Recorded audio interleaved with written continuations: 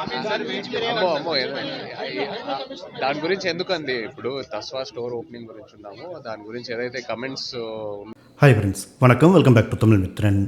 நாக சைத்தன்யா தன்னோட engagement முடிஞ்சதுக்கப்புறமா first டைமாக பத்திரிகையாளர்களை மீட் பண்ணியிருக்காரு. ரீசெண்டாக ஹைதராபாத்தில் இருக்கிற ஒரு ஷாப் ஓப்பனிங்காக வந்திருந்தப்ப சமந்தாவோட நடந்த விவாகரத்து, சோபிதா கூட நடக்க போகிற திருமணம் உள்ளிட்ட பல விஷயங்களை அவர் பேசியிருக்காரு.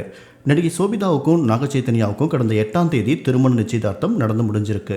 இதை தொடர்ந்து இவங்களோட திருமணம் பற்றி பலவிதமான செய்திகள், விவாதங்கள், வதந்திகள் அப்படின்னு டோலிவுட் இண்டஸ்ட்ரியை பெரிய பரபரப்பாக போயிட்டு இருந்துச்சு. இது மட்டும் இல்லாமல் இந்த என்கேஜ்மெண்ட் முடிஞ்ச பிறகு சமந்தா தன்னோட நடுவிரலை காட்டி போட்டிருந்த போஸ்ட், அதுக்கப்புறமா சோபிதா அதுக்கு கொடுத்திருந்த ரியாக்ஷன், நாகார்ஜுனா சமந்தா பற்றி பேசிய இந்த விஷயங்கள் அப்படின்னு இது ஒரு பக்கம் பெரிய சர்ச்சையாகவும் போயிட்டு இருந்துச்சு.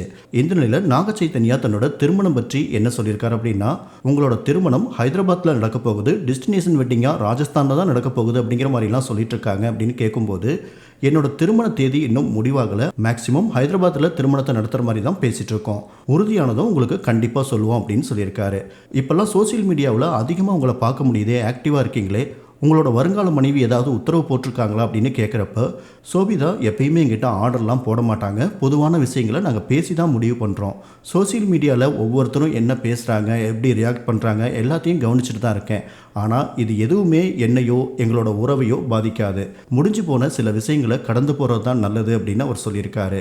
உங்களோட திருமணம் பிரம்மாண்டமாக நடக்குமா அல்லது குடும்பத்தினர் நண்பர்களுக்கு மட்டுமே அழைப்பு கொடுத்து சிம்பிளாக நடக்குமா அப்படின்னு கேள்வி கேட்டப்போ, திருமணம் அப்படிங்கிறது எனக்கு யார் இம்பார்ட்டண்ட்டாக இருக்காங்களோ அவங்கள பற்றினது, இந்த திருமணத்தை பிரம்மாண்டமாக தான் நடத்தணும் அப்படிங்கிறது அவசியமே கிடையாது, ஆனால் மக்களோட கல்ச்சரையும் ட்ரெடிஷ்னலையும் மனசில் வச்சு அதுக்கு தகுந்த மாதிரி இந்த திருமணம் இருக்கணும்னு விரும்புகிறேன் அப்படின்னு சொல்லி நாக சைத்தன்யா சொல்லியிருக்காரு.